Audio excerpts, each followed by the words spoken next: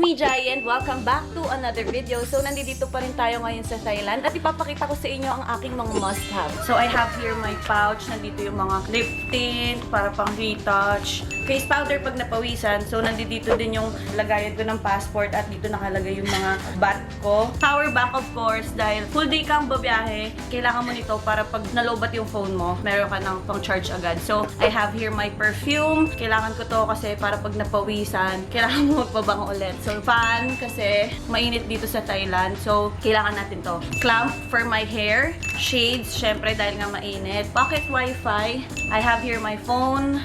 Ayan, very compact lang. Pwede mo siyang dalhin para kasi pag mag-groovy kami, pag wala man magpipicture sa amin, ready na to. So, water. And, yan lang.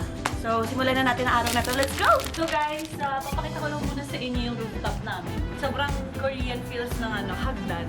Medyo umaambot, tas maaraw. Baka may kinakasal na tekbaalang. So guys, ayan, makikita nyo. Ayun yung bridge. Oh, diba? Ayan yung famous bridge dito na malapit lang. Tapos, ayan, merong parang twin tower doon. Tapos, ito, temple yan. Diba? Ang ganda. May mga lumilipad na uwak. So, makakakita rin kayo dito ng mga flag. Hindi ko alam kung ano to, parang City Hall ba? Tapos, parang siyang BGC type, ganyan. Kasi ang dami ding mga building dito sa taas. Yan, diba? Doon banda yung Khao San Road. Ang lapit lang namin. 7 minutes walk lang from our place. Diba, ang ganda. Sayang kulang lang ng mga table dito para pwede ka nang tumambay. But, yeah, this is what our rooftop looks like. So guys, nandito na tayo sa isa nating pupuntahan sa araw na to kasi parang nagbalak ako na mag-cafe hopping dito sa Thailand. Yeah! Nandito tayo ngayon sa Bubble in the Forest. Yun yung pangalan nito. Isa to sa mga pinakasikat dito. Tingnan natin kung ano yung tsura sa loob. Wow! Color blue talaga siya, guys!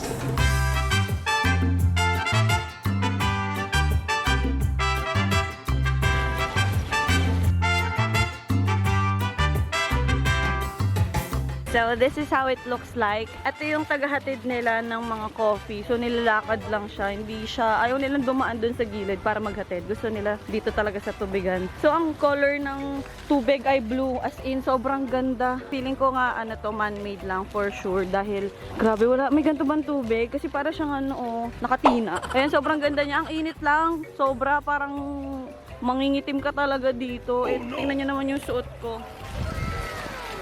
Kailangan mo magmadali pag naglalakad. Ayan siya. Siguro mas maganda dito pag medyo pa sunset na para hindi ganun kainit. Ayan, may mga open kasi na mga kainan.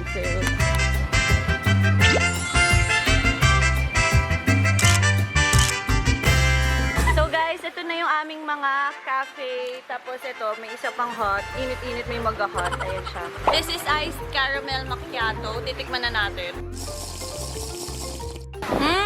Tapang. Wait lang.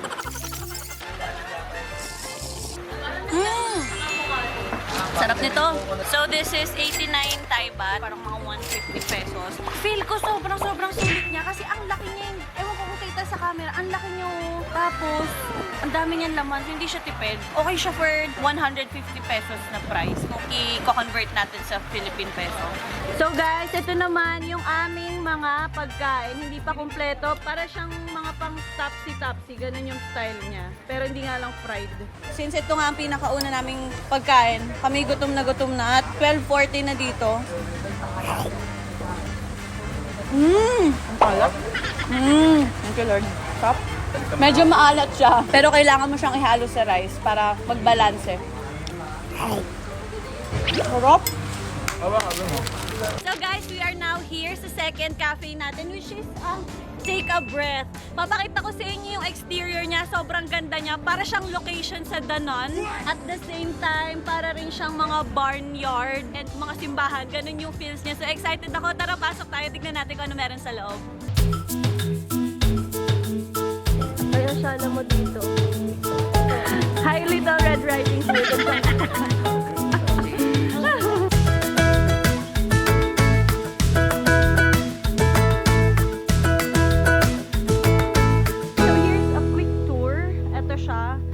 Harap kanina, yung parang simbahan. Tapos, napakalawak niya, spacious. And ito may mga bubong naman. And since Halloween ngayon, naglagay sila ng mga pang-Halloween na design. So, ito, bali kaliwaan siya. Actually, hindi pala kaliwaan. Isang buo siya.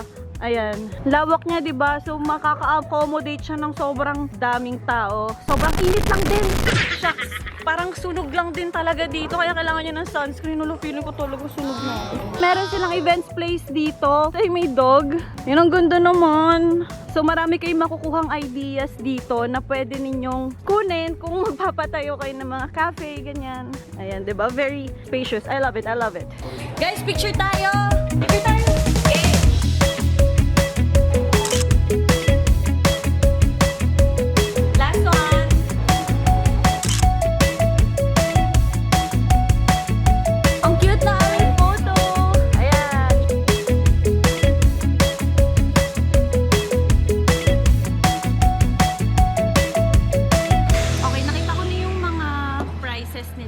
It's a bit cheaper kaysa sa kanina kasi feeling ko, do parehas lang naman maganda yung ano, pero kakaiba lang kasi talaga yung vibe doon kasi nga may tubig and yung water is color blue. Dito para siyang, nakikita nyo ba? Ang taas, so para siyang bahay na malaki. And anyway, ayan, mas mura siya dito compared sa kanina. Yun ang gusto kong sabihin, dami ko pang binabanggit.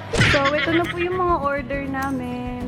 Ang sasarap nila tignan sa totoong buhay. My God, hindi ba kayo na, natatakam? Comment yes. Walang choice.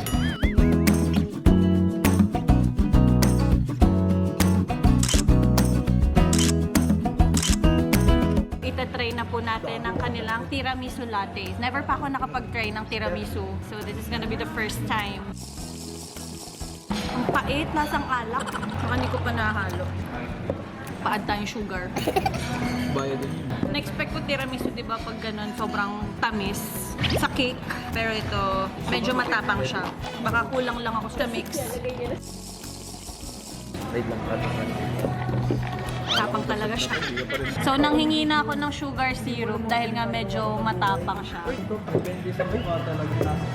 Tingin ito ka ba dyan? Better.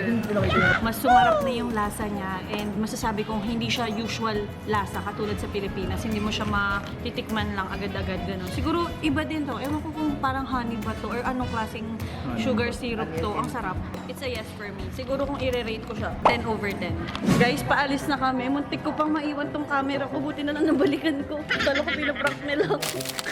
So guys, for our third cafe ngayong araw na to, nandito tayo ngayon sa Natura Cafe and Restaurant. Ito na ang last nating pupuntahang cafe kasi parang feeling ko caffeine na yung dumadaloy sa aming mga ugat. At mamaya magda-temple tour tayo. Titignan natin kung ano rin yung mga makikita natin doon. So ngayon, pasok na muna tayo. Let's go!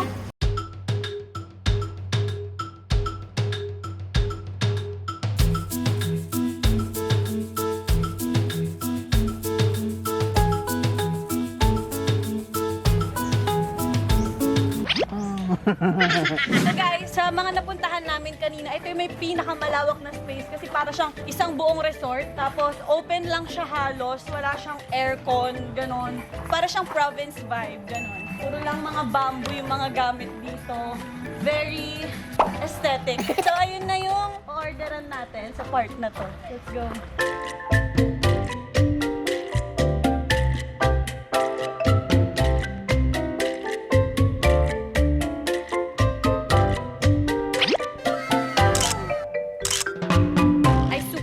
This phone kasi tingnan nyo, sobrang compact niya, as in kasya lang siya sa kamay ko and it's super stylish. I love the color.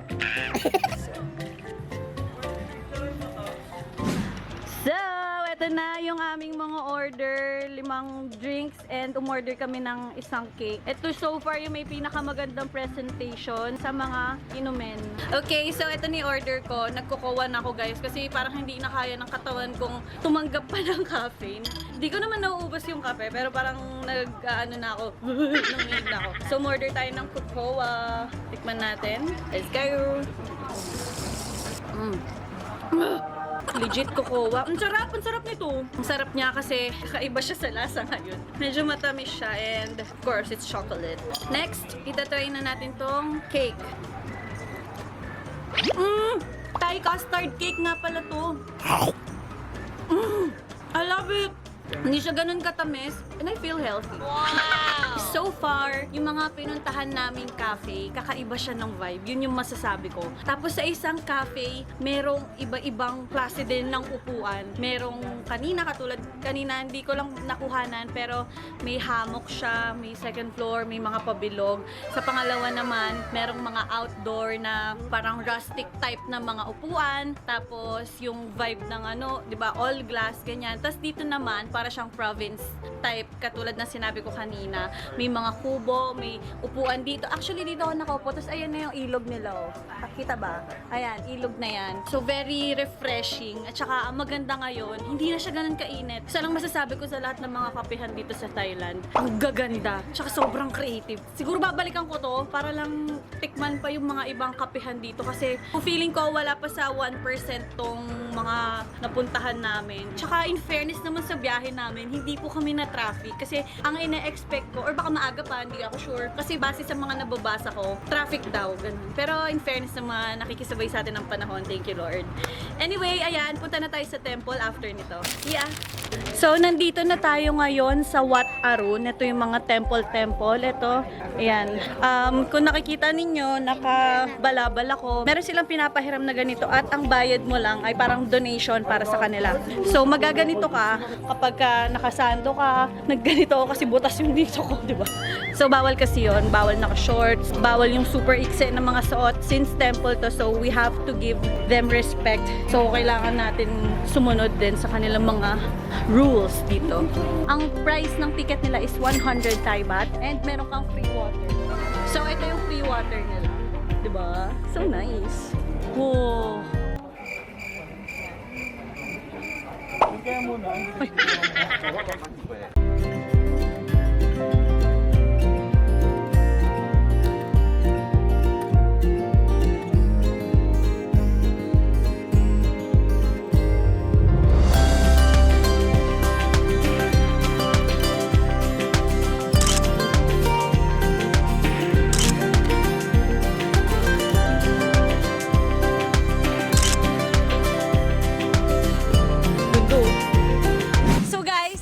natatapos ang vlog ko. Napuntahan na namin yung temple kanina pero hindi na rin ako masyadong nakakuha ng shots kasi medyo malagkit na kanina and medyo hindi na ako komportable sa suot ko. Kaya nagpalit na ako ngayon. At ngayon nandito kami sa Chatuchak. Mag-iikot-ikot na lang. And I guess dito ko na po tatapusin ang video na to. Thank you very much for watching. I hope you enjoyed. And if you did, please like and subscribe and I'll see you in my next vlog.